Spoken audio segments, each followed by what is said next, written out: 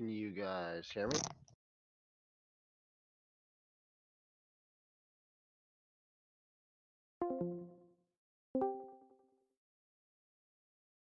Oh, I can hear you now. You're very quiet.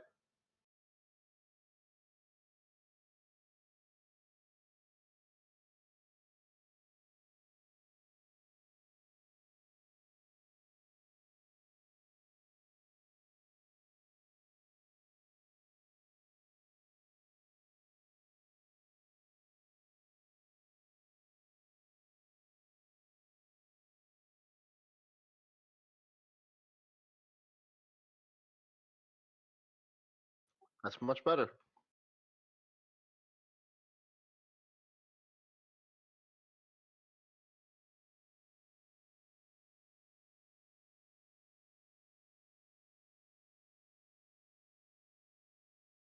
I have the feed. I think though the white balance is off on your camera. It's really warm. Unless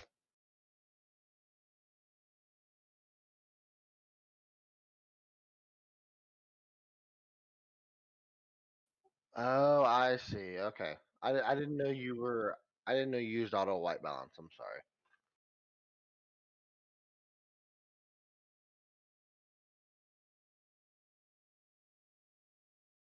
That's fair.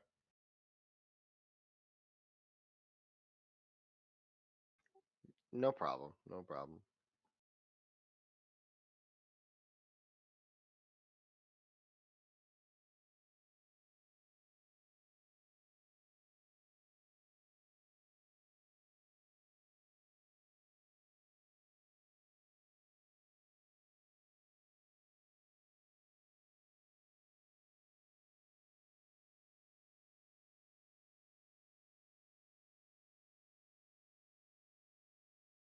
Oh yeah. Oh no.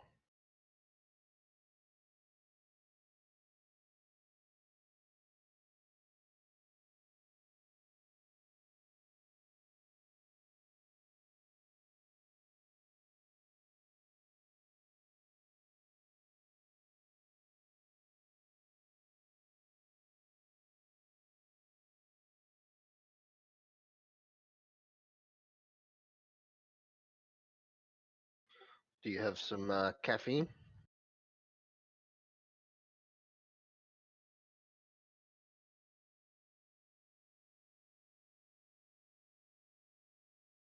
That's fair.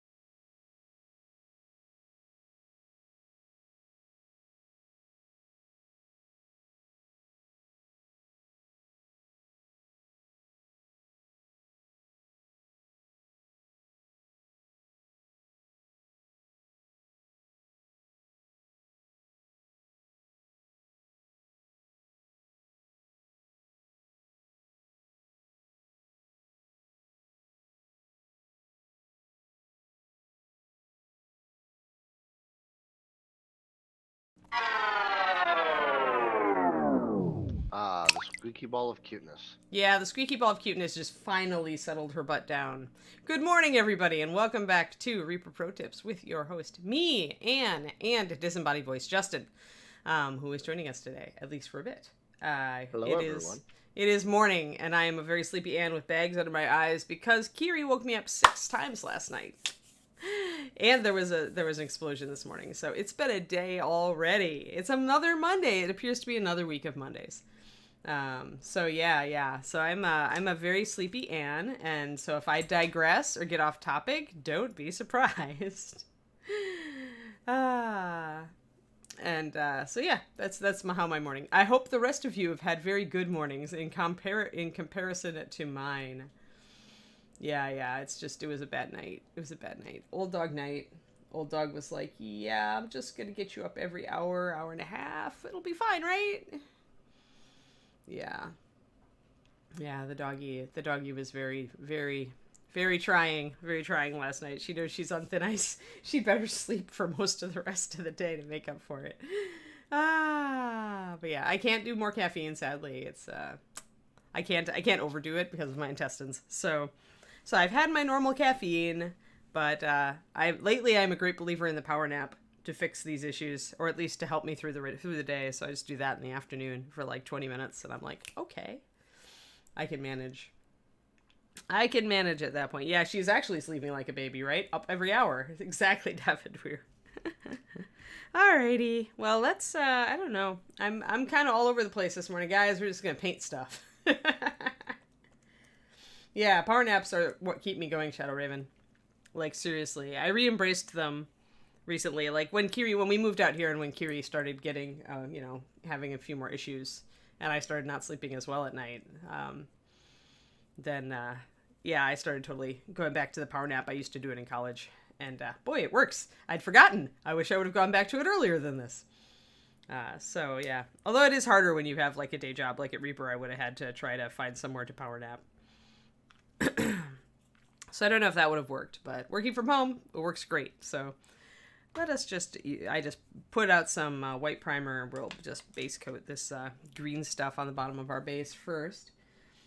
Yeah, when you have a baby, the recommendation is to sleep just like them. Yeah. Yep. Which could be, trying. Let's see here. Alrighty. Let's get her in focus. Let's get down. Oh no, the clear dice people smell like new car smell? I don't know if that's good or bad. Let's get her in focus. So yeah, we're hanging out today, guys. I'm thinking I'm gonna do some base coat, some blocking in lights and darks on her today. I totally abandoned my previous color scheme and decided I was gonna go with something else. New dice smell. There you go. New dice. That's got to be a thing, right? New dice smell's got to be a thing.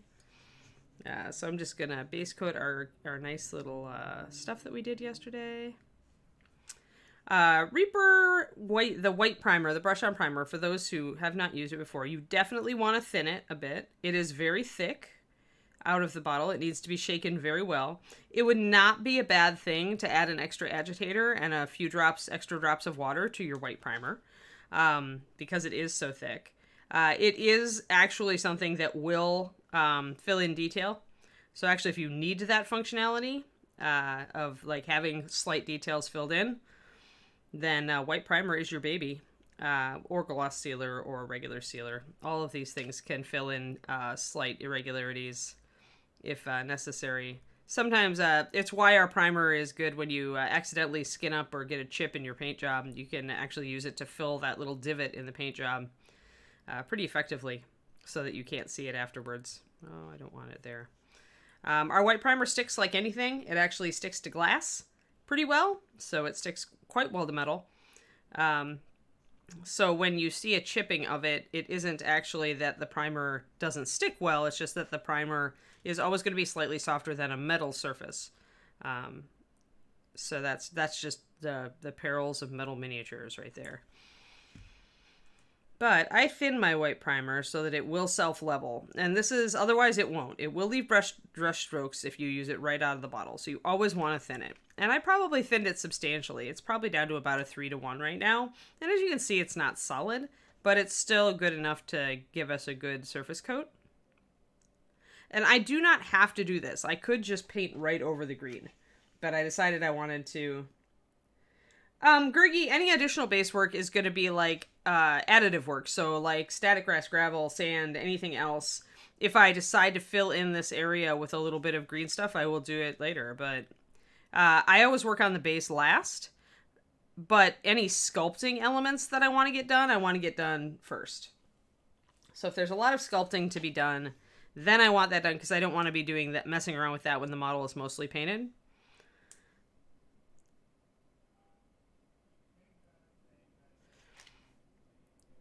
But there's no reason to finish the base before the model unless you like that kind of thing. I tend to not like it very much. I like to block in the base. But in general, the base is the last thing I tackle. Unless it's a big diorama or something, and then you usually want to work on the base concurrently with the model, just to make sure that everything looks right. Because then you're worried about, like, if it's a big display base, you're worried about, like, balancing lights and darks and different colors. So working on the base simultaneously could be a good idea. At least a little bit. At least blocking it in. Yeah, you could mix it with a little bit of white paint. That's gonna just disrupt its adhesion just a tiny bit, Kroniko, but not a ton. Hey there, Night Sun. Are you new? If so, welcome. Yeah, I mean, a lot of times I won't use green stuff for base work because I like to build up bigger shapes. But with this, I just wanted just a little bit of a boost on her. When I want a little bit of extra basing, but I don't want to go any larger than this sort of surface, I use green. It's not only is it good practice for working with green stuff in general to do base work, because it is really good practice, because usually you're working with pretty rough forms, and so it's not very demanding. But it's just a quick way to get it kind of down and laid out.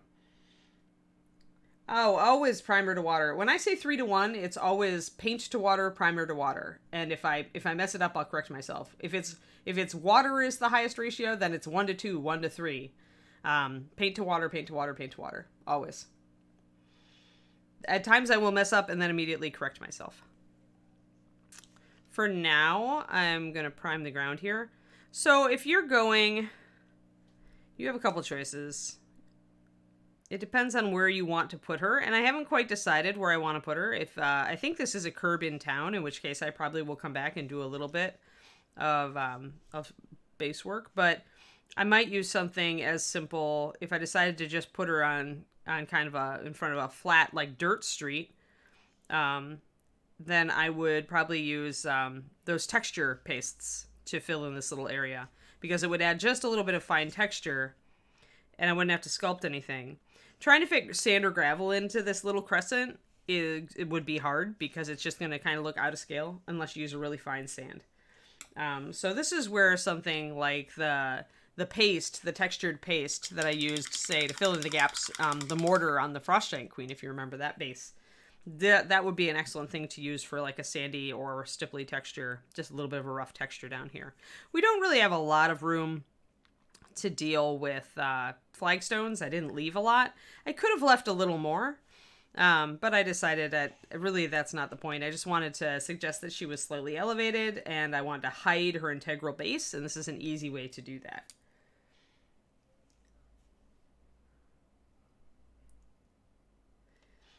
Are you not? Are they not telling you to evacuate, Dogfather, or are you just not evacuating? Like I don't know what the state of the hurricane is. Can flocking take glazes for OSL effects? Oh boy. Not it won't take.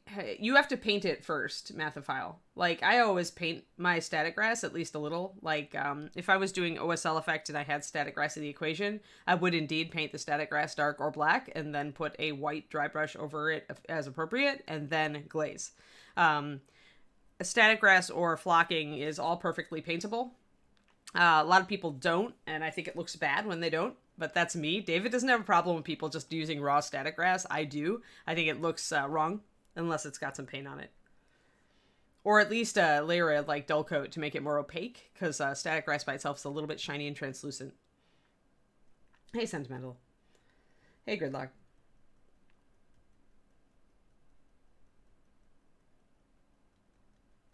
Oh, no. Well, at least you didn't get your house clipped to the tree, Sethany. That's just rough. Alrighty, I think we're pretty good there. Now what I'm going to start doing is blocking in lights and darks. Originally, I was thinking I wanted to go blue and yellow with her. I decided to switch it up a little bit. I've been wanting to reuse a couple colors that I used on Swampy Dragon because I like the dark teal they make, and it still will highlight up to blue. I think I'm just going to do something interesting on her. I'm thinking I don't want to do just a primary color scheme.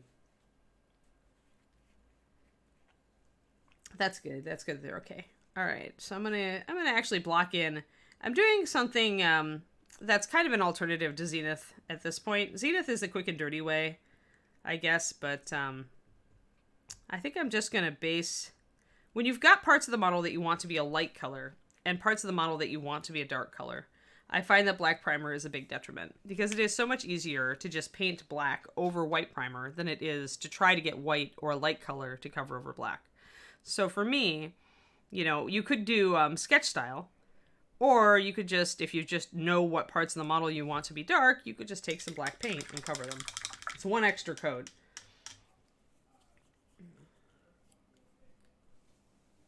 No evacuation. Oh, okay. Well, that's good. I mean, just stick tight then. It's good that they aren't asking for evacuation. All right, so let's see here. I want her cloth to be dark because I'm going to do a dark, like teal up to a lighter blue. I'm thinking those little stripes might be yellow, but I haven't decided yet. When you're not sure about a color scheme for a model, but you, this is actually a good tactic, is just to map out what your lights and your darks are. I haven't, like, for example, I haven't decided if the cape should be dark or light. And so I'm kind of like looking at that going, well, what am I going to do? I did want the boots to be black. So there I've got a little bit of an eyebrow because I'm going to be putting a dark up against dark. So I have to kind of look at these boots then and say I'm going to need a really sharp highlight up here because they're right up next to those pants, and the pants shadows are going to be dark. So by kind of blocking in a dark and light underpainting. This is underpainting in the same way that sketch style is. It's just a weird reverse. You're painting black over white instead of white over black. Just keep it up here. Yeah, just make it like do a couple bases. Like just grab a couple of cheap bases are so cheap. It's just like just do some stuff on a base and paint it.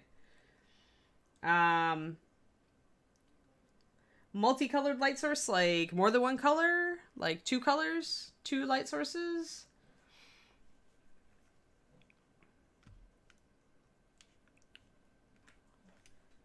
Ooh, this is hard. Let's see here. Pants. Like there's a pouch and there's pants and there's, oh my gosh, oh my god, this is such a complicated model. Like, and this sometimes, this sort of treatment, just picking out the dark areas and painting them black, can help me to just envision this, because I just hit this pouch and it's got things coming off of it, because this is Izzy concept art, so it's going to have a lot of details, which is not a bad thing at all and can really give you a really fantastic model in the end, but sometimes it can overwhelm you visually when you're trying to plan out your color scheme and try to figure out what everything is, right? Like, I'm glad that I have the metal version of this model, because a lot of these fine details would be a little bit more subtle in Bones, unless she was Bones Black. So at times, metal is nice if you have a highly detailed model. Let's see, did I paint all of it? Yeah, I painted all of it, so I'm just going to go ahead and paint all of it. So I think... I wasn't sure. I thought these leg guards might be metal, but now I see they've got, like, snaps. So now I'm thinking if it's got snaps instead of bands, then it's almost certainly just a lower leg guard of heavy reinforced leather. So you got to kind of figure it out. Like, you could probably paint them like metal, but the accessorizing on this does not point to it. So that pretty much reverses some of my color patterning I was thinking. Because originally I was like, okay, metal and metal and metal and, metal and then metal. And it all was nice and spread out. But now I'm like, oh, maybe that's not metal. Now I could get around that pretty easily by simply painting part of this as if it's straps. There's a wrinkle down at the bottom down here. And I could easily just paint a faux strap up here and go with the metal. I may do that because I don't really want to do a whole bunch of different leathers.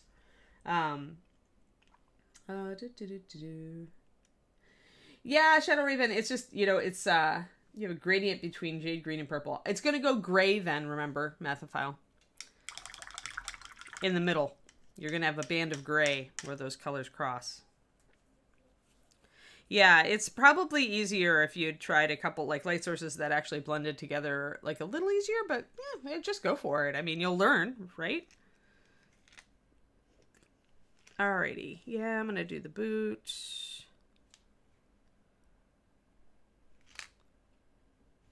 So lots of black leather. I figured I would do shiny black leather on these boots for you. They're so fancy. And she is obviously so fancy. So she would totally have shiny leather boots.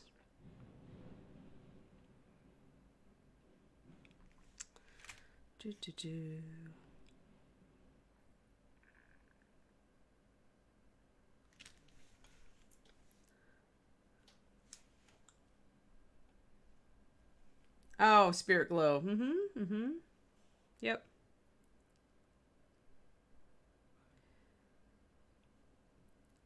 Yeah, I mean it's totally doable. It's just a little harder. You're choosing to jump off the deep end, Mathophile. You seem to be that sort of painter though.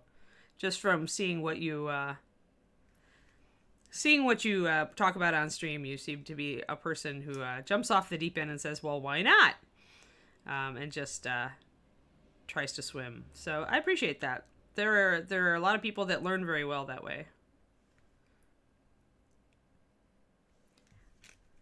At least you're not intimidated by it.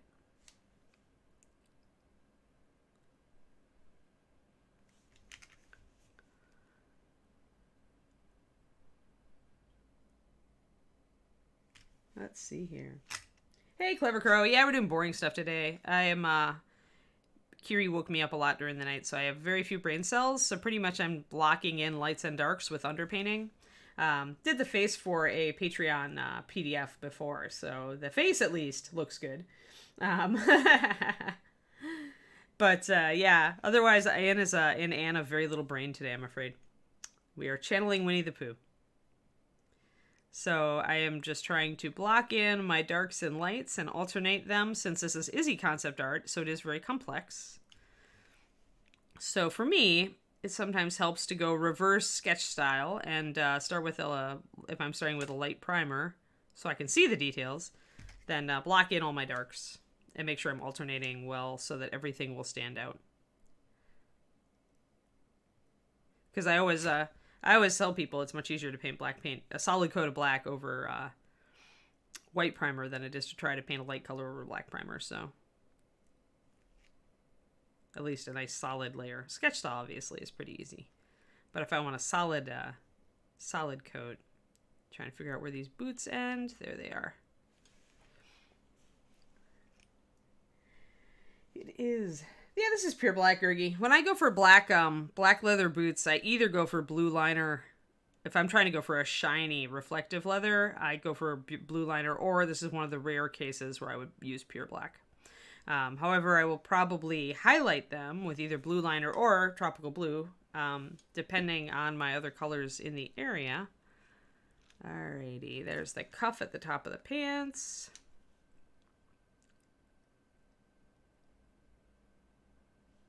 But yeah, you could also use, like Derek Schubert does underpainting sometimes. Lately, it seems like he does it on a lot of his models. And he uses, I think, walnut instead. You could totally do that.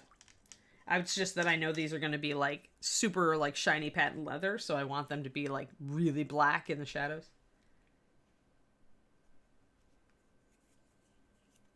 Alright, now I need to figure out what's going on with the back of the...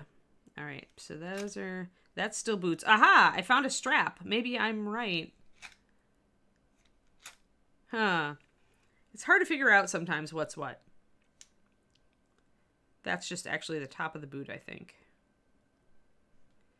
So you just got to go slow and kind of really look. This is why I white primed this piece, even though I want a bunch of it to be dark, guys, because I can see details on this so much better on the white primer. Just me, I guess. Some people don't have problems with black primer, but often with black primer, I have a hard time seeing details. So being able to go over this, you know, while I'm looking at it with the white primer makes it a little easier for me to figure out what's what when there's a lot of fine detail in a very small space.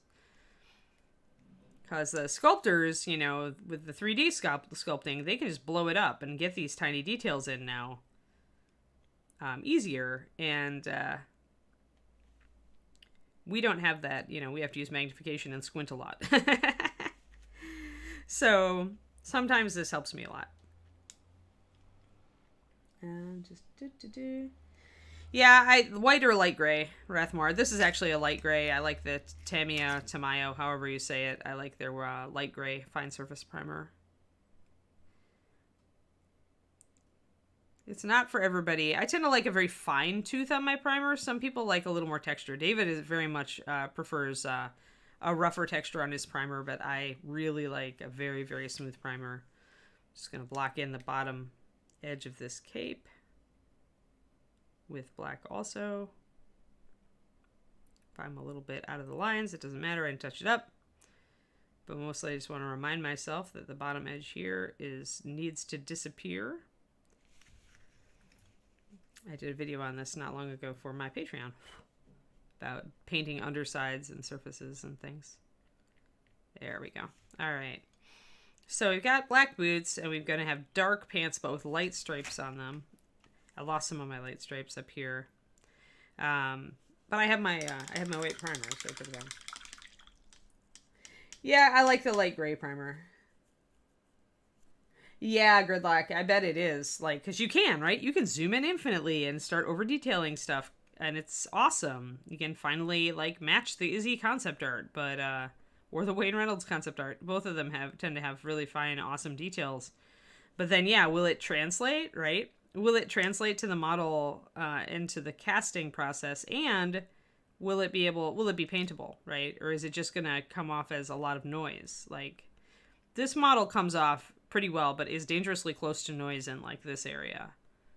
There's a lot. There's two belts. There's the pouch that also has, like, you know, that's got little straps or fringes coming down from it. That's a lot like the pants down here, so it's kind of visually, it kind of blurs in a little bit, so you got to kind of look. So a lot of detail right there on the belts in the front. So there's a key, it looks like, over here, and the dagger. So the next thing that I'm probably going to do to make this easier for myself is I'm going to line a little bit. Oh, this is a strap, actually. It's the strap that holds the dagger on. I see what it is. It's not a key. See, and this is why the white primer is nice. I would never have been able to see that, or I should say the light gray primer, but I would never have been able to notice that this is actually a little double hook holding on two straps to hold the dagger vertical. Like, I would have had a really hard time seeing that. You guys can see it, right? Yeah. I would have had a very hard time seeing that if I was on black primer. I probably would have had to base coat it white just to get a closer look at it. All right, so we've got these little straps coming off of this. So a lot of what I'm doing here is just to make all the details stand out nicely to me so that I can plan a color scheme a little bit easier. Yeah, this is to my light gray, except for that. You can see it, actually, because if you look at the white primer on the base, you can see that this is slightly darker. So yeah, it's a really light gray. That's good. AK has a really light gray. Oh, it's airbrush or paint on. Okay, this is a spray. But it's good to know that the AK primer is pretty good. I do like the Reaper brush on as well, so I do use that a lot if I need a brush on. And the Reaper brush on is also tintable, so I mean, you can add a tiny bit of black to it if you want to make it a darker gray. Say, if you want to take our gray primer and make it darker, you can add just a touch of black. Just remember that any pigment you add is going to modify the adhesion very slightly, but in general, our primers stick very well. So, alrighty, so now I need to make some decisions. So I've got I've got what's going to be a lighter metal. I've got really dark, I'm going to make black boots. This area is a little deceptive on the pants because I'm going to bring it up a bit to like a blue, almost like a blue velvet or a teal velvet, I think. And then my other color was going to be yellow. So I'm probably looking at this loincloth being a light color. So that's good, right? It's dark, light, dark. You always want to, if you can, you want to alternate. And you don't have to just go light, dark. You can go mid, mid, dark, light, mid, dark, light, mid, light. As long as you're alternating things that have a fair amount of difference in their lightness or darkness. So like the metal is actually going to be probably more of a mid-tone. It's going to have a bright white highlight, but in general, it's going to be more of a middle light gray. It's not going to be a white. It's not going to be, I'm probably going to do her blonde. It's not going to be as light as her hair. The belts here, I'm probably going to go brown with because it'll at least contrast. That's the other part of contrast, right? Is if I'm going dark with these belts, then I need to make them a brown. But I'm probably going to bring them up more to a medium. I might consider making them a light brown, but then I need to make sure that they don't fight with anything else on the model. The light brown would give me the most contrast. So let's grab a gray just so I can start mocking in my NMM, and I think I'm going to use cloudy because it's going to be... I thought about using stormy to emphasize my shadows, but I think I want cloudy.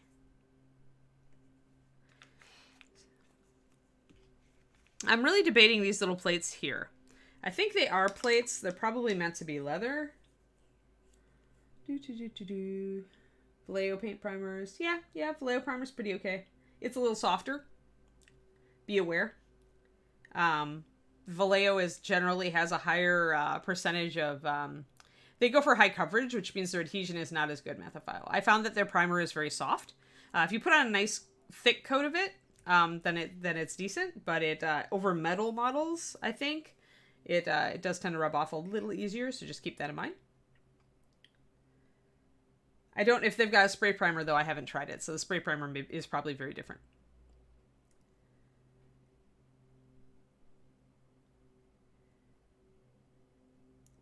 I don't know about that, Dogfather. I've had pretty good, really good effects with Turbo Dork color shift using just a matte black.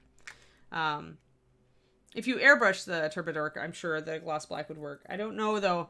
I don't know why it would work better with a gloss black base chemically or light-wise.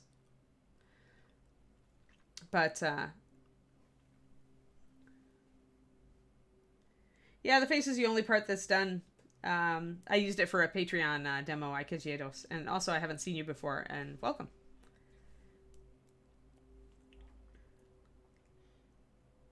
Welcome to the chat, I should say.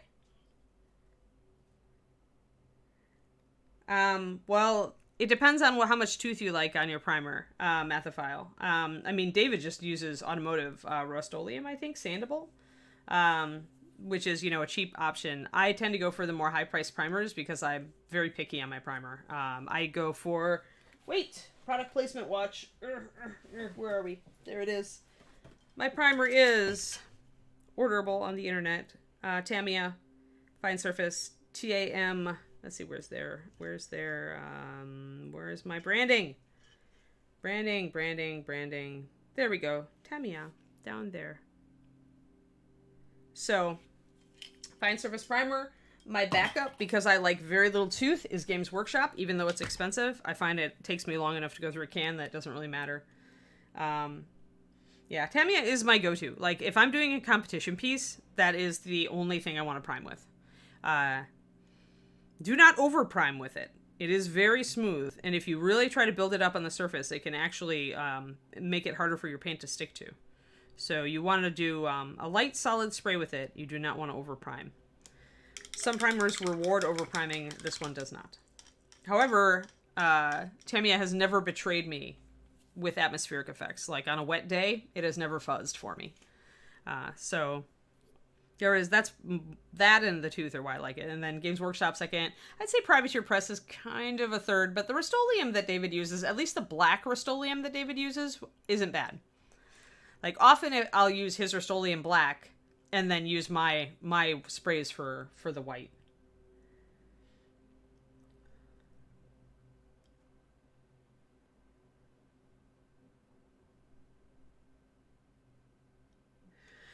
Yeah, Tamiya might be. I mean, game pieces. That's a hard call because you know the Games Workshop stuff is probably formulated to. I almost would just go with the Rust-Oleum sandable. You want a fine sandable primer, is what you want, Mathophile.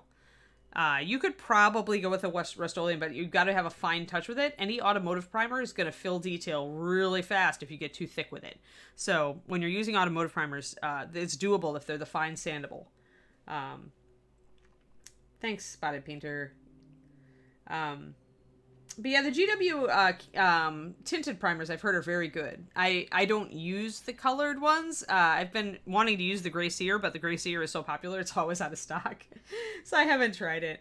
But I mean, the Tamiya and the GW are both very expensive primers. I think that as far as just if you're looking for one that's going to stand up to a beating, Mathophile, I would say go for the automotive primers. I mean, they're not going to be like, it's not going to totally prevent chips. Nothing will. I overpainted something that I didn't want to overpaint. Let me take some water and flush that out. Bad and not paying attention to fine details again. There's a lot of fine detail up here. This is where you might do a wash with brown liner, guys.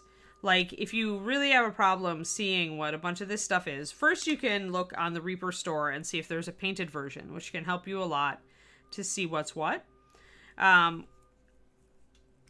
you could do a wash with brown liner at this point to kind of bring out all these details to make it easier for you to see. Like, I just forgot that the breastplate only goes up to here, and then she has kind of a leather armor that comes up around here, and she actually has skin tone in here, which I forgot when I was doing base coating. This is a very complicated model. So, I mean, Stynylrez Res Primer is also extremely good, Mathophile.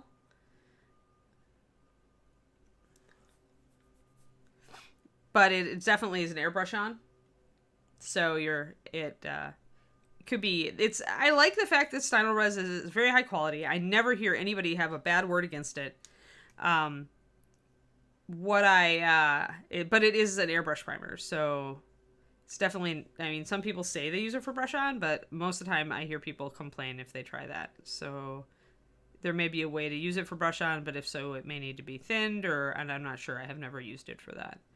I tend to dislike brush on primer because painting takes me so long anyway, to do a good job on something, that I don't want to spend extra time brushing on primer. It's essentially base coating the model twice, and so I when I can, I go for a spray primer. And just do a really quick, fast, light spray. Alright, so I want to make this breast thing metal. And she is the kind of model, guys, where you could paint her in leather armor or in metal. And I'm choosing to do metal because she's very complicated, and so I want a lot of neutrals on the model. So the best way for me to do that is to do some steel NMM instead of trying to choose different leather colors and then the colors for her cloth, which could get me into a color corner really quick. I tend to rely heavily on neutrals. I'm not somebody who just paints everything brown, but I definitely reach for my dark browns, my creams, and my grays, and my blacks and whites when I feel like I'm getting close to too many colors on a mini. So we're blocking in breastplate. We're going to block in the greaves down here. There's some here that I want to be metal, definitely. Like this upper arm guard here looks like it is metal. This little fluted one here looks like it's metal also.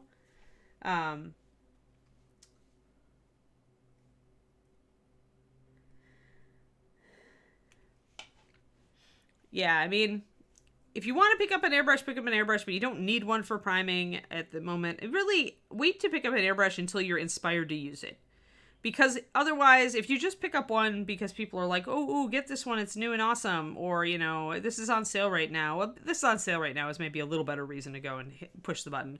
But if you get one when you're not really enthused about starting to use it, it's just going to sit in your closet. Because you're always going to probably it's going to keep you from using it if you're not enthused about it, because you start to think about using it and then you're like, oh my god, but I don't even know how to use it. I'm going to have to learn how to use it in order to use it, and I won't get the best results for my first try, and I really just want this thing, primed.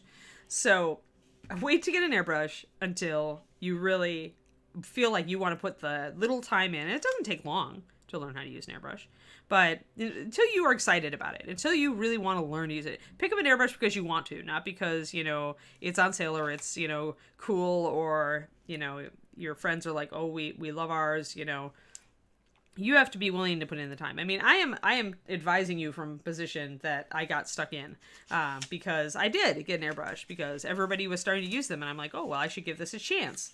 But I wasn't motivated and really excited about using the airbrush at first, and so it just sits in my closet. I've used it twice, and so it's disembodied voice. Justin is around Twisted Oma, but he's probably working. Yeah, I'm actually designing the light system, the last bit of it for the new studio. Sweet. Yeah, I mean, and Nomad Zeke, that's an excellent reason to do it. So you're motivated then to learn how to use it because you got it for pure utility, because otherwise, your weather is dicey on priming. That totally makes sense. But, be motivated to do it. Otherwise, it's yet another thing that's going to sit around, right? And although sometimes we take joy in that when we just like to buy pretty models and keep them hanging out, I was just talking with one of my mentorees yesterday about the fact that he collects the models and then he also paints them, but collecting beautiful models is also part of his hobby. So, and actually Ron is a lot like that, our art director. Ron has an amazing collection of various things. He just likes collecting. So that definitely is part of the hobby, but collecting airbrushes is on a whole new level. I know there are people that do that too. I'm just saying that if you're trying to get something that is useful to you in your hobby, waiting to get it until you are willing to invest the time in it and excited to do it is possibly a good advice.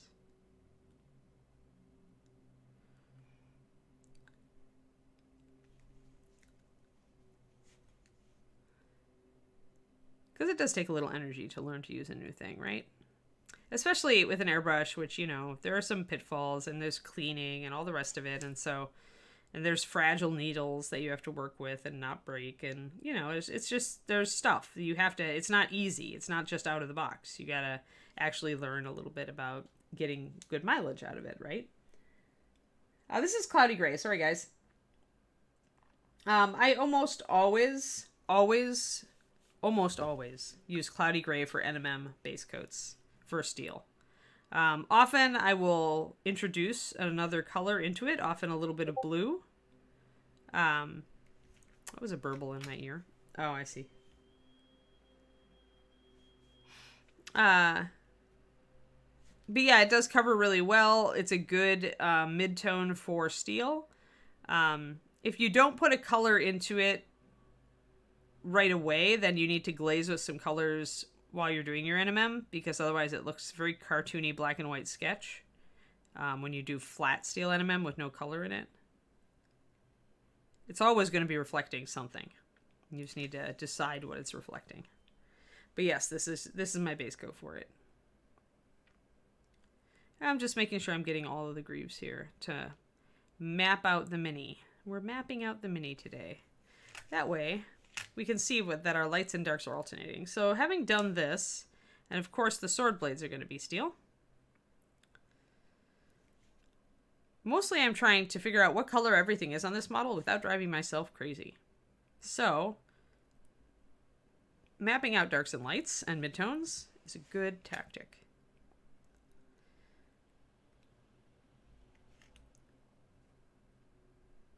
There will be a little bit of crossover here with the sword against the leg, but I should be able to make those two things stand out from each other, because the leg here is kind of moving into shadow and the sword is facing upward a bit here, so I should be able to put a highlight here and a shadow behind it to make these two things stand out, even though they're going to be very similar colors.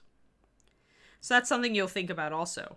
Is like, if you're putting two things of the same color, almost the same color, or the same shade next to each other, like the boots and the pants here, how can how can you make them look different and stand out as different items? Lining is one way if it's two light colors.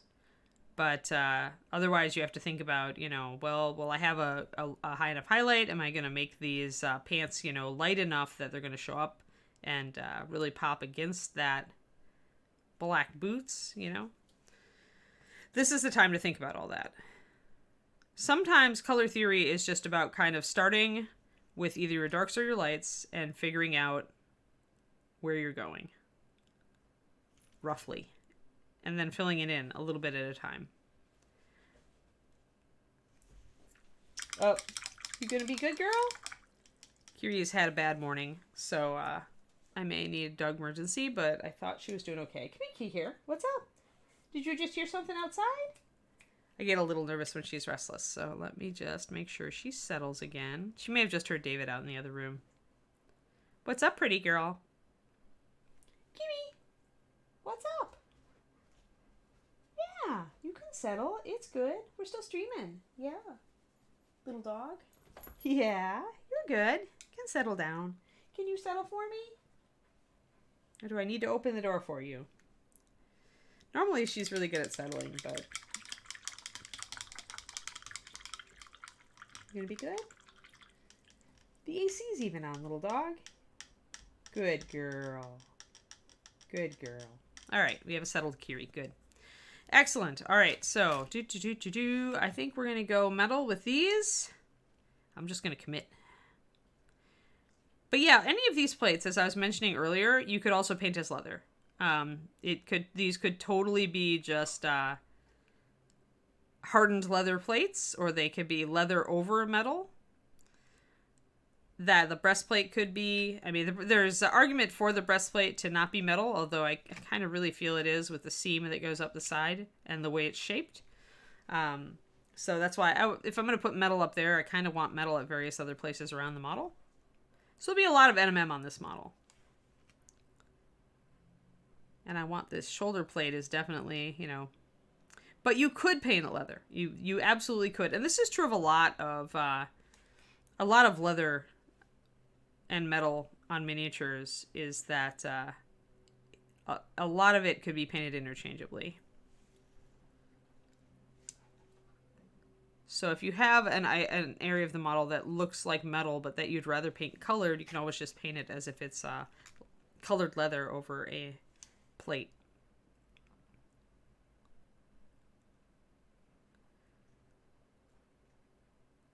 Alrighty. Or colored hardened leather. Tooled leather.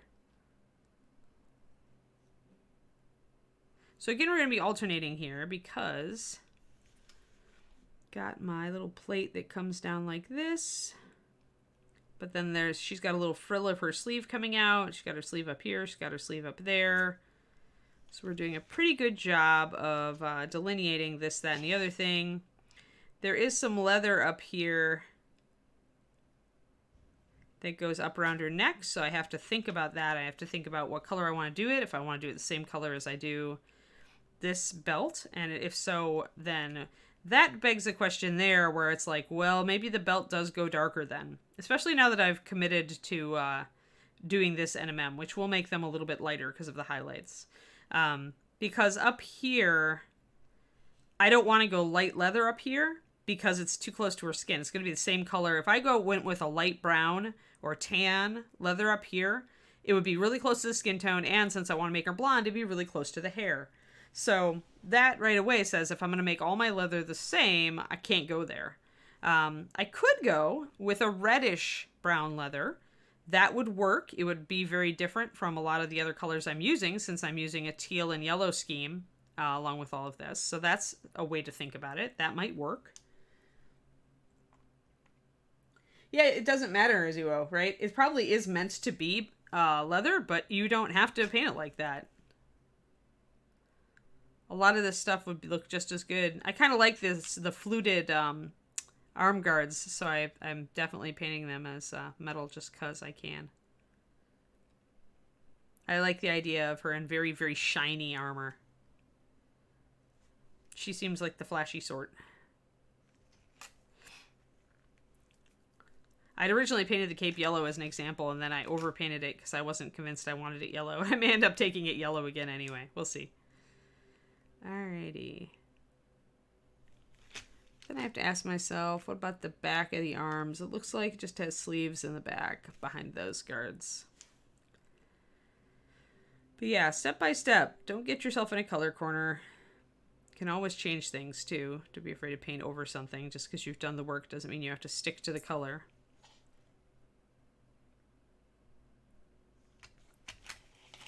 So I'm feeling okay so far about my lights and darks alternating. One nice thing about Izzy's art is that she does tend to be conscious of that sort of thing. Like, she has painted miniatures, and so she is conscious of alternating textures in different parts of the model so that you have different, you can swap around and have different colors here and there to separate out areas. So now you can see we've got a lot of metal on this model now. A lot of metal. But I'm okay with that. I like NMM. It could be fun to put in some colors into this metal,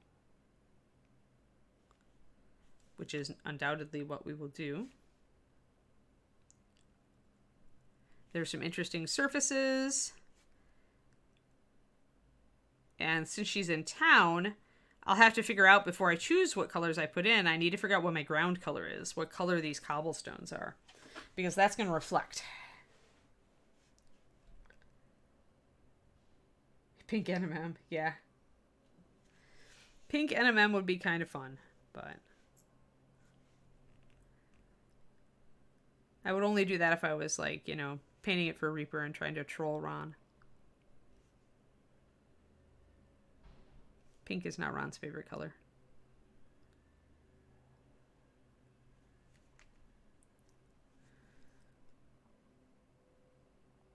Alrighty. You're doing that pretty well. Good. Excellent. Now I can come back. I've got laces on this armor. Haven't decided what color that's going to be. Probably dark. And I've got to come back and do my dark sleeves. And this will be good because if the sleeves are dark, then they're going to be they're going to set off the hands down here really nicely, right? Because the hands are going to be lighter once they get highlighted up like her skin. So again, as you're thinking about alternating. And NMM is kind of in between, right? Because it's got bright reflections in addition to dark shadows. So NMM tends to run the gamut, but in general, I count it as kind of a mid-tone, as it is neither the lightest thing on the model usually or the darkest. So we're looking at this, and I'm thinking maybe I need to go darker with the cape rather than lighter, or at least the underside of the cape needs to be a different color than the top side of the cape. And I could totally see that. That's something I could see her doing. I don't know. I guess we'll see. If there's a dark enough shadow in here, I might be able to do a paler cape, but it's really a question. Hi, Kiwi. Are you okay? Do you need to go out? She is a restless dog today. Hey, restless dog, do you want to go out and wander around? I'm going to open the door for her, guys. I'll be right back. I just want to, her not to be so restless in here. Yeah, you want to go see David? Let's go. I'll open the door for you. Here you go. It's also not too loud in here today or anything. If garbage trucks start up, then I'll close the door again. Usually I close it just to keep outside sounds out. But she's very, she does not want to just settle today. So if she wants to go and get a drink or something, then I will just let her go. I also like to kind of keep an eye on her when she's in here with me. But hopefully she'll come back in and settle in just a little bit.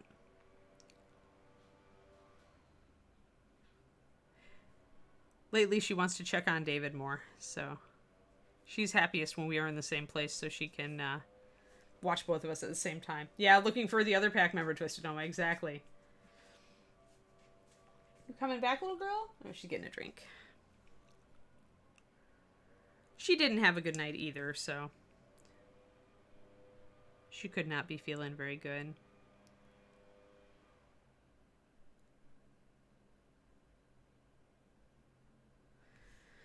So again, blocking in things, kind of figuring out what I'm going to do.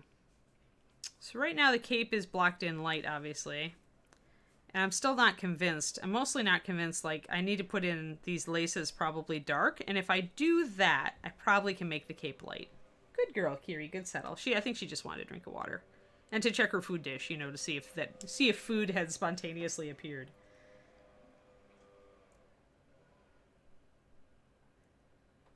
Not a lot of room for anything too fancy on the interior of the cape, sadly. Rax. Yeah, well, poor puppy, poor mommy. We both, she was up all night and I was up all night with her. So it'll be a hard day until I can get to my nap. I will be streaming this afternoon, however. Gonna be streaming after Michael's show, after Crow's Nest. I'll probably start a little earlier than that, but you guys totally should watch Crow's Nest and just come over, hang out with me once Michael's show is done. But I'll be doing that on twitch.tv/paintingbig because this week are our last 2 shows to hopefully get Twitch affiliate. And yay! I will be very happy about that. So the sleeves poof out here. Poofy sleeves. Blocking those in. So between the sleeves, and if I take these laces dark, there's 3 little laces that are holding this pauldron on. Or arm guard on, I should say. It's not really a shoulder, so it's not a pauldron.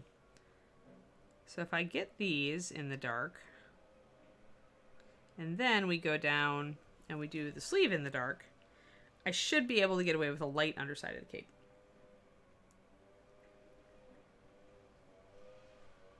Yes, the food bowl spawn point, right? That's typical cat behavior.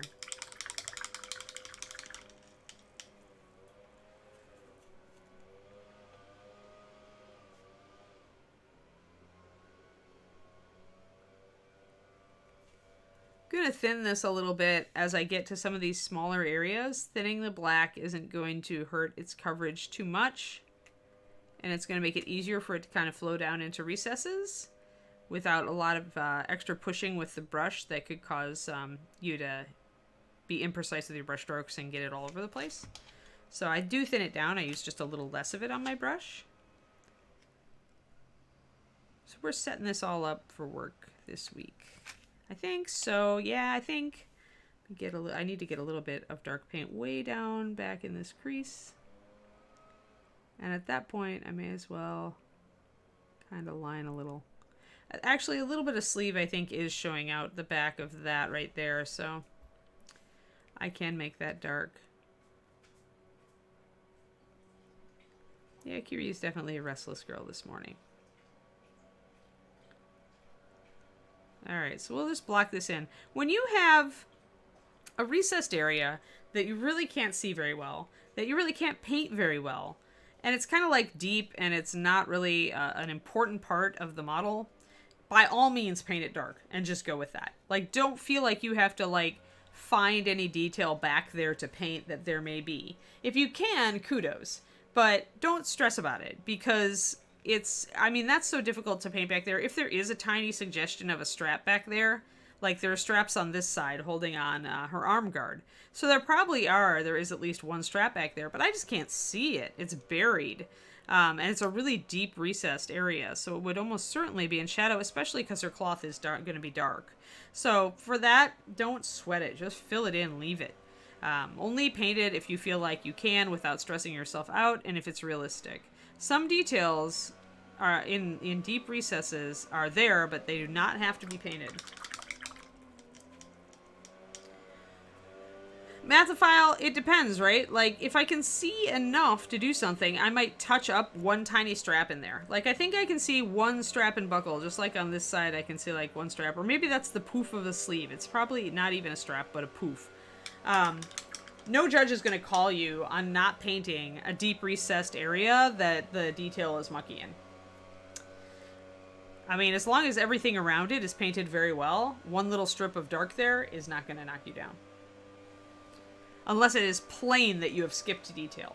Like, if I could plainly see a detail in here, I would paint it. But if I can't, because to me it's just maybe because of the casting process, it's just like a muck. There's just like a couple of kind of lumps there, and I'm not sure what they are. So I'm not gonna like freak myself out about that. And if the judges want to say this tiny little area could have had a highlight, that's up to them. But a judge that's gonna knock me down, say a medal, on just that, with the rest of the model is painted great, I'm probably not going to go back to that competition. I mean, it's like, it's all like relative. Like for judging, at least for me, I'm looking overall at the model. Now, if there are blatant things, like if there were buckles back here on the back of the boots and I just painted over them black and left them, then I'd knock you down. Because they're easy to paint, right? They're right there. So got to do something to them. So you can't ignore small details. But when there's like stuff that's kind of muddy, that's down in a crack, then you can get away with just blocking that in shadow. And if you can make out what part of it is, yeah, then just go back and do a little touch of white and paint it.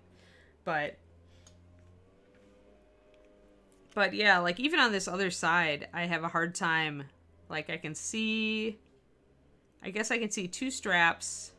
I can see two straps and I can see the sleeves. So what I can do is I can black in the sleeve and leave the two straps white for now so that they stand out. Like there. You can see what I did. But I can see these. I had to look pretty close, but they are there. So they are paintable, so I should paint them. The other one, buried down in that fold, not really paintable.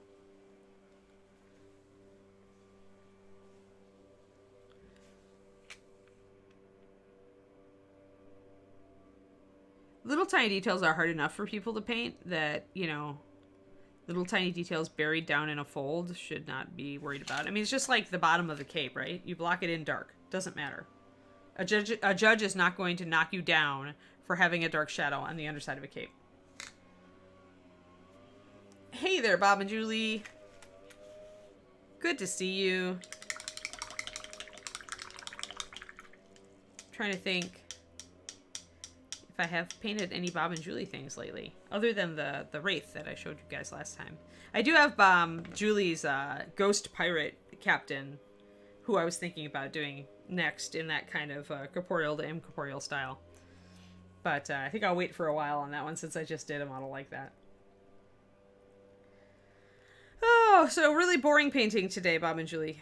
It's I pretty much have a very intricate model. That's of course Talon artwork, and we all know that Izzy does great stuff, but it's very intricate. And so what I'm essentially doing is I'm going through blocking in my darks and lights and midtones so that I make sure that all of these details can show up. So it's kind of like that zenith highlighting that everybody does these days, except in reverse. So I'm leaving like a white undercoat where I'm going to have things be yellow or orangey yellow. And then I'm leaving, black where black is black. And then the cloth is also going to be dark. And the metal is going to be kind of a midtone. So as long as we alternate all these things, we can get all of our details to stand out very nicely.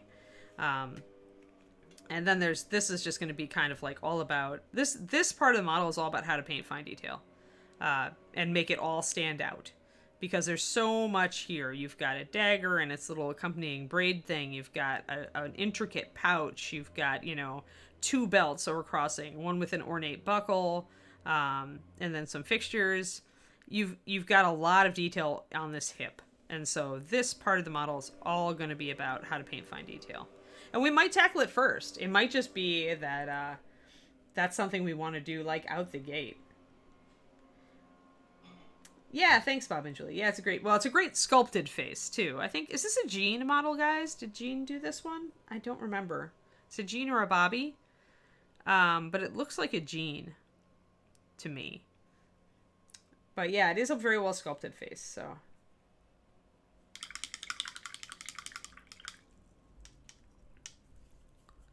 Yeah, who is Michael Proctor's interviewee on Crow's Nest today? Are you going to do it, Julie? That would be cool because you have so much experience in this hobby. Cool. Awesome. That's great, Julie. I'm glad you guys are doing interviews. with the crow.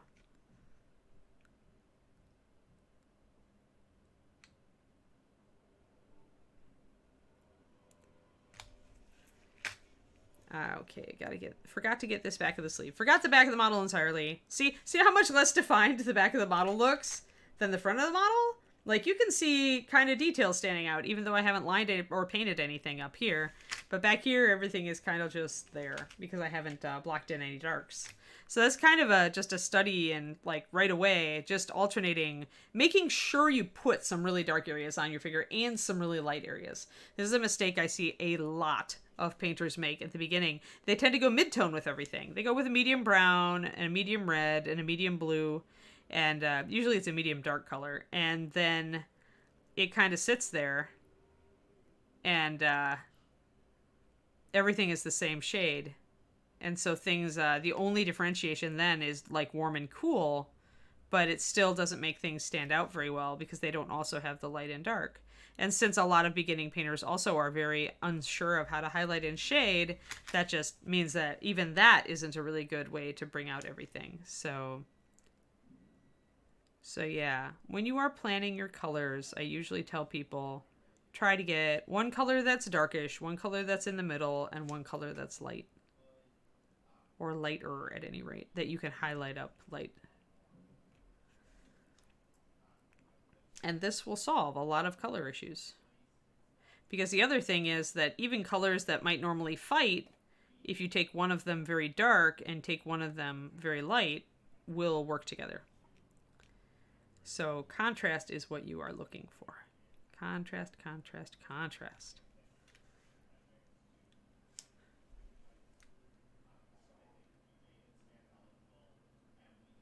All the dirt on Bob. That's funny. Uh-oh, Bob. Be very afraid.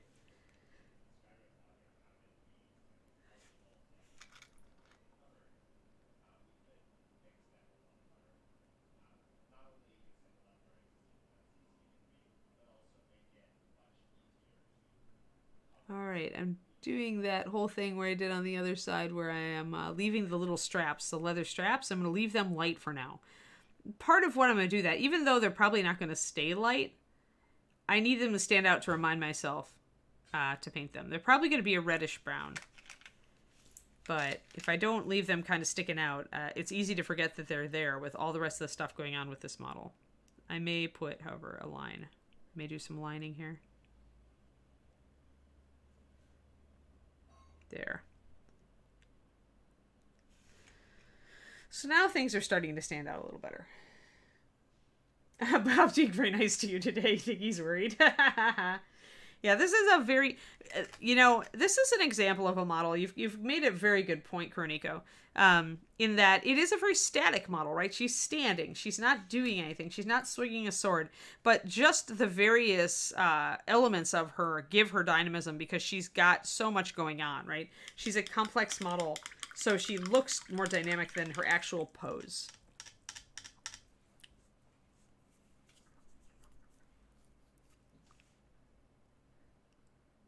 Personally, I would like to see another version of her where she's actually like charging forward and swinging her sword at somebody with a big grin on her face. Like, she obviously enjoys her job. This is a woman who enjoys being a duelist. I think I'm just going to paint the whole shoulder pad and go back in with my white primer to pick up these little bits of lightness. Now remember, we're going blonde with the hair, so obviously the fact that the cloth is dark is going to work in our favor here. And going with a reddish-brown leather for her gorget is also going to work in our favor because that's going to be dark enough to make the blonde hair stand out. It's an argument against using yellow for the cape unless I do some variation, however, because that means the blonde hair and the yellow are going to be next to each other on the back. And that puts two very close together colors right next to each other. It's not ideal. So mapping out the mini is letting me think about these things before I'm actually committing.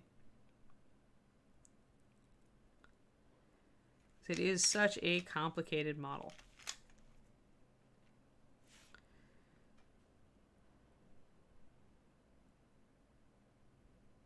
There we are.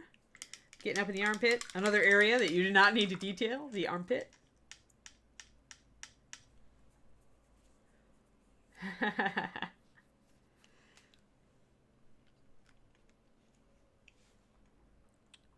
Let's see here. Trying to see under there. It can be a little hard to see sometimes.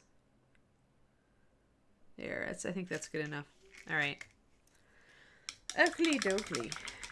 Got some sleeve action going on here. Got a little bit of it all over the top of that pauldron, so I want to touch that up. We're getting to the point, guys. We're getting to the point where I can clearly see what I'm doing. And now, even though I started the day without a very clear idea of the colors I was using on her, now I have a much better idea. A judge never said that's an amazingly painted armpit. Michael Proctor will now be doing that. I'm sure the next time he judges. I may need to do that, in fact, on my next judging stint. Once we can all, like, meet together in person again at a convention. You know, the only good thing about not having Real ReaperCon this year is that when Real ReaperCon comes back, we are all going to party like crazy because we're all going to be so happy that we get our real cons again.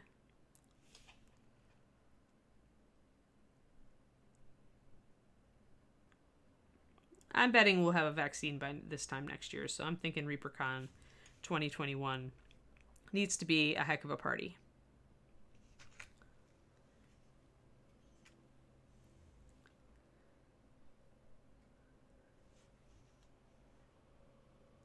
There we go. Got to get that dark paint down there. That's where having it a little bit thin, even though it means it gets on a few things, it's easy to touch up.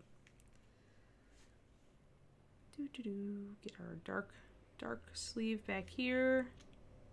Helps get this cape kind of to stand out. Yeah, I need to make a call on this cape. I really do.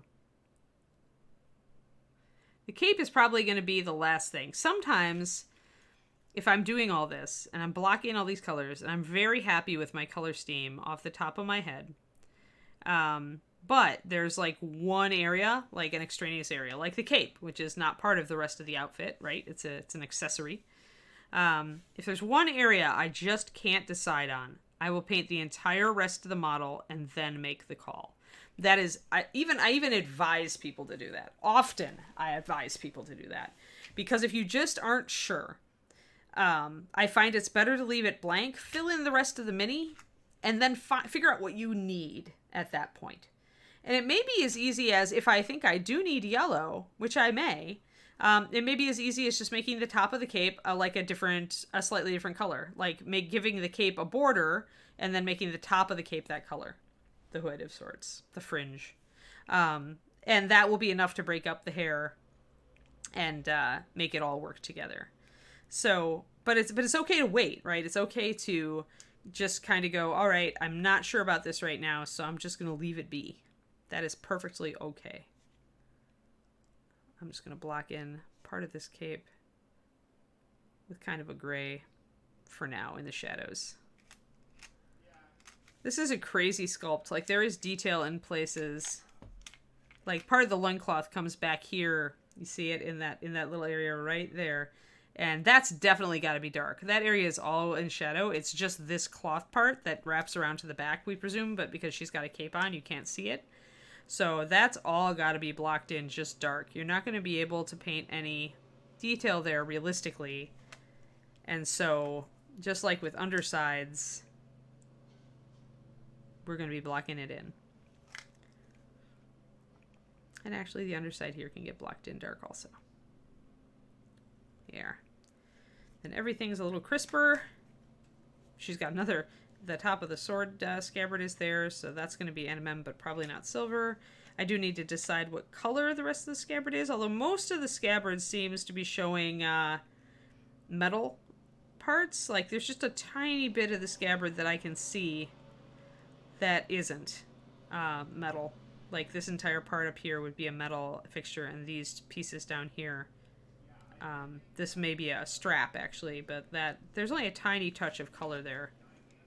So we'll see what we do with it.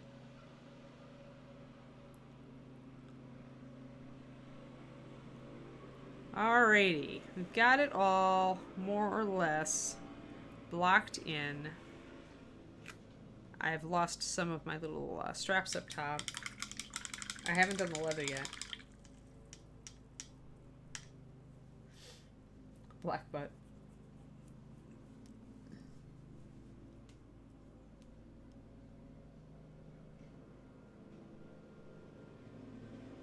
Yeah, we were going to go to the Netherlands for Miniatures World Expo last month, and that didn't work. So, yeah, I feel it, Darkfather. I was really looking forward to finally getting to Europe to go to a Miniatures World Expo. Because they say the European ones are just huge. The ones in America just aren't, because it's so expensive to travel here. So a lot of the Europeans can't necessarily afford it. But yeah.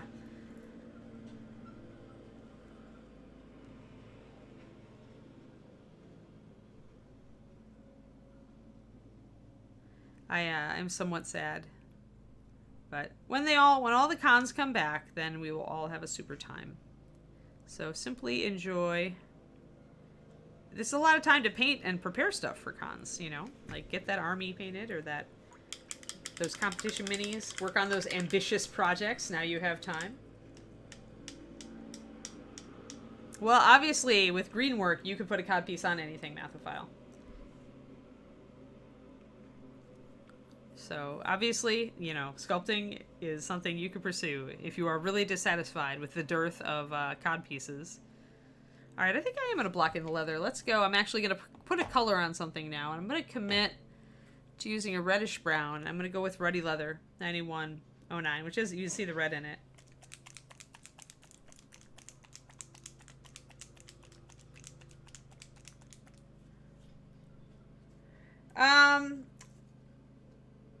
Night SOS. I start with my cloudy gray. I always go up to pure white. I always go down to near black, and whether I use gray liner or brown liner or walnut black or blue liner, that all just depends on how I feel. So I always have a shadow color of sorts, either that, you know, like let's just put walnut in there for fun. Because you need a very dark shadow on NMM. You can use black. I prefer gray liner, actually, if I'm going to use a gray for my shadows, because I find that it's easier to blend. It's a little translucent, so it's easier to blend when you're doing a black. Essentially, with NMM, you're doing a black to white fade, right? So it's the hardest, possibly one of the hardest fades to do. And then I often will throw in a couple of other colors. So I will usually put in a touch of blue. If the model is outside, like her, definitely, I'm going to put in a touch of blue for highlights. So that there's like the metals reflecting the sky. There's just a little bit of suggestion of it. And then often it depends, but like if I do the base down here, these cobblestones in a color, like a definitive like brown and red and gold, if I do kind of a different brick pattern down here, then I will introduce those colors in places. Or sometimes I'll use like a dark green. If she was in a greenery or she was in a meadow or something, I might use a green in the NMM. So I would say up to 5. I do mixes in between, obviously. So you're going to have a mix or two between the white and cloudy gray. And, you know, you might have a stage mix between the cloudy gray and walnut for making those transitions work.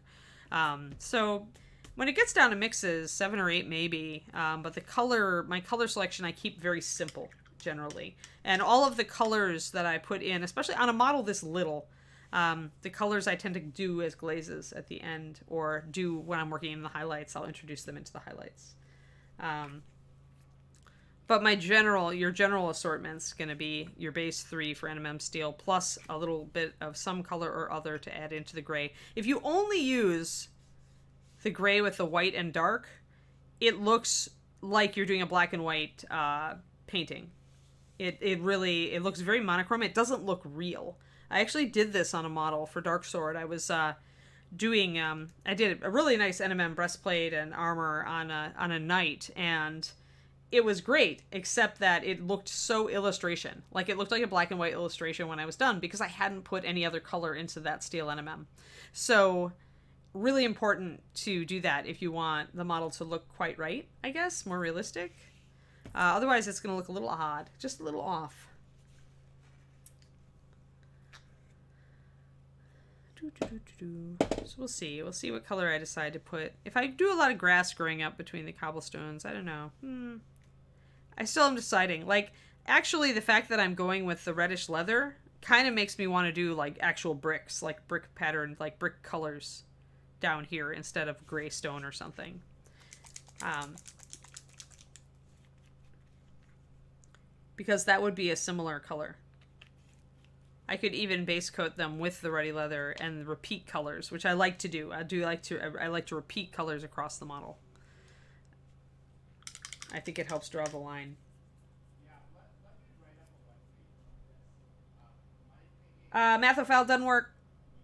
Control over grayscale is all very well. I mean, I had it. It was a very well painted model. It looked like metal. It seriously looked like metal. But it's gonna look like an illustration. Yeah, like, I mean, you could maybe, if it was a metallic, you could get away with it just naturally reflecting color. But, I mean, this was some of the best NMM I've ever done. And I'm not a slacker. So, you know, my grayscales were good. But, I mean, you could introduce warm and cool grays, maybe. That would work. It just needs a little. It just needs a tiny touch. But it was the first time I had painted something where I plainly saw the detriment of only using black, white, and gray. Or if you're talking about photo post-editing, I do as little post-editing as possible. I don't think it's honest. My point, what I'm doing is to, with a photograph, is to try to make the model look exactly as it looks in real life. So I do minimal photo editing. Usually I try to take a photo and crop it, and I'm done.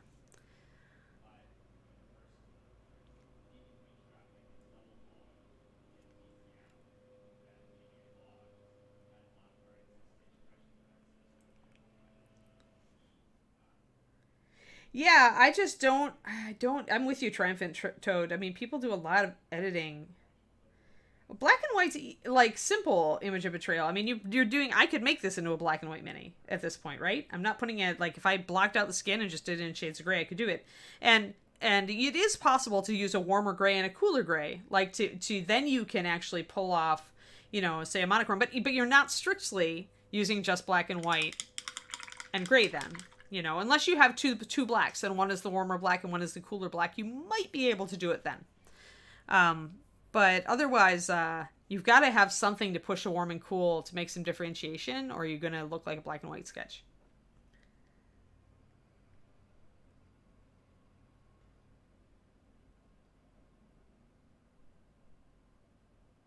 Oh, I see. So you're trying to take a real model, put it on black and white grayscale and in a like a photo editor, and then paint it like that. It would still look black and white. It would still look flat. It looks flat. It's hard to say. I wonder if I have a picture of that model. I mean, I know I do on my computer. I wonder if I have one on my phone. I don't. I might only have the finished picture though. Let's see. I'm gonna just spend 2 seconds looking way back at my pictures. I think it was early last year. I have pictures. I have way too many pictures is what it comes down to. Yeah, he's back here somewhere. If I don't find him in a second, I'm going to go back to streaming. I don't want to distract you guys too much. I thought I did him after Hawaii, though. I may not have kept a picture of him.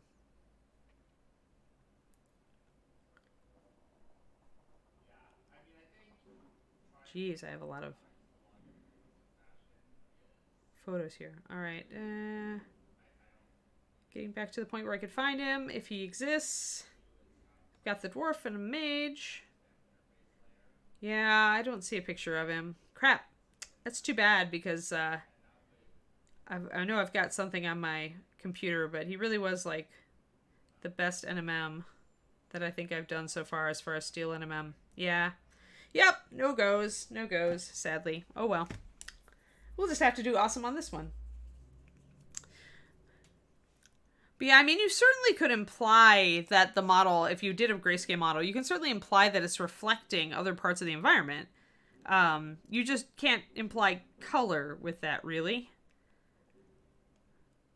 I mean, yeah, if your grass is gray and the grass is the gray of the grass is reflected in like the sword in a way that it normally wouldn't be, you can imply that shape is being reflected. Sure, absolutely. Alrighty, we're good. Touch up. But otherwise, it tends to just look very illustrative when you've got no color in your...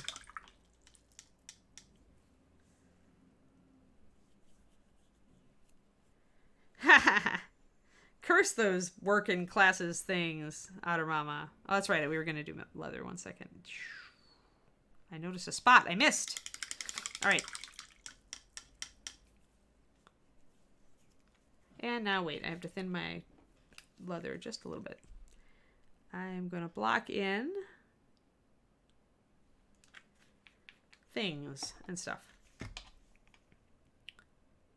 I do not think that I want to go with different colors of leather on this model because the color scheme that I have in mind is a little bit complex. And so, because I want to create my teal with mixes.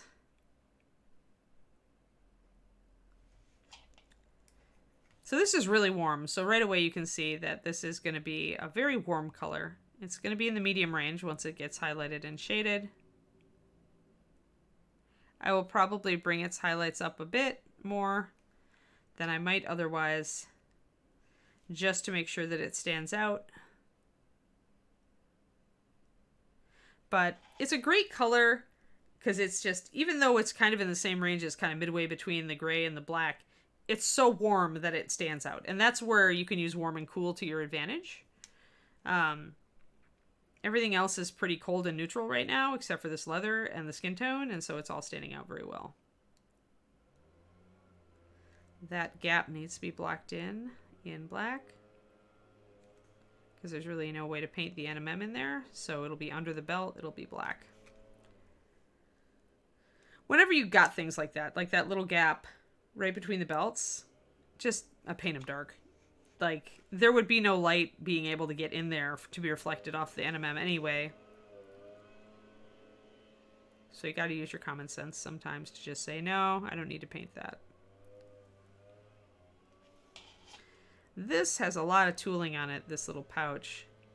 I could make it a different leather, but I kind of feel like she's the kind of woman that would be color coordinated, guys. I kind of feel like that with her.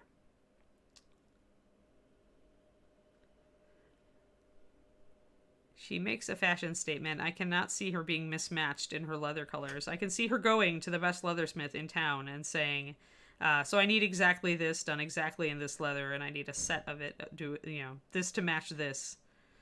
That's what I can see her doing.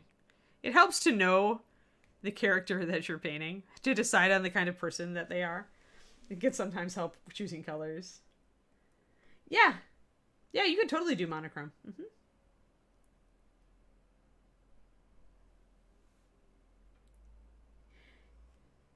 Yeah, noir minis are good, but you can do anything. I mean, Derek Schubert did a couple of sepia tone Old West, like Old West Sophie in sepia, and it was really nice too.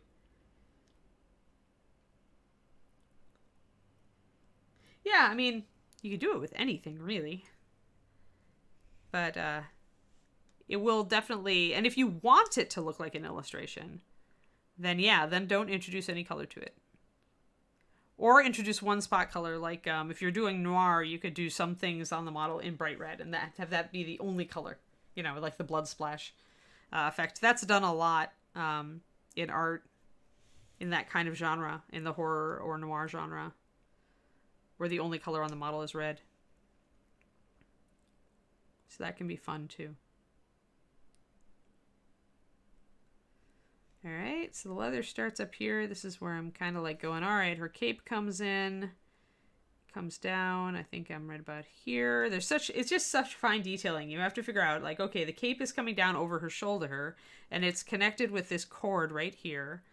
And the leather gorget just comes out from under that cape there. This is where you want your brush with a really good tip, guys, and you want your paint a little bit thin so that it comes off nicely.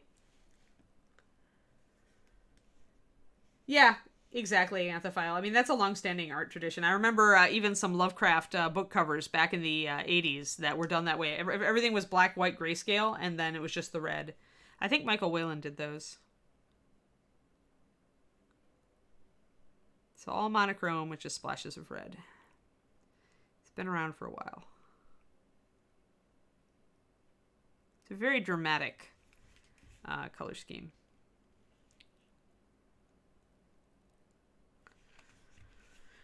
Alrighty.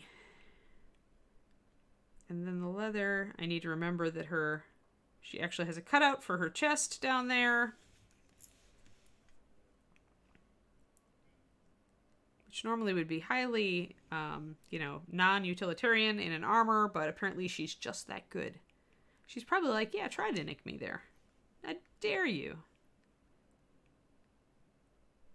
Actually, this is a somewhat of a solution to my cape problem. If the leather went all the way around, then it could be a little line to separate the hair from the cape a little bit. Back here. Way back here. See, like having a brush with a super fine tip at this point is a huge benefit. Yeah, but then the hair comes down, it really does come up right against the cape. So I'm going to have to do something. Because I really do want her to have blonde hair. I did decide on that. I really don't want to change it.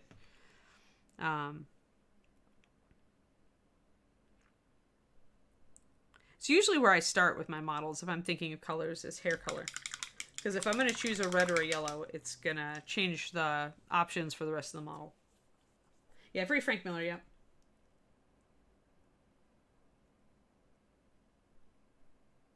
Yeah. I love Beastmen. Beastmen are awesome.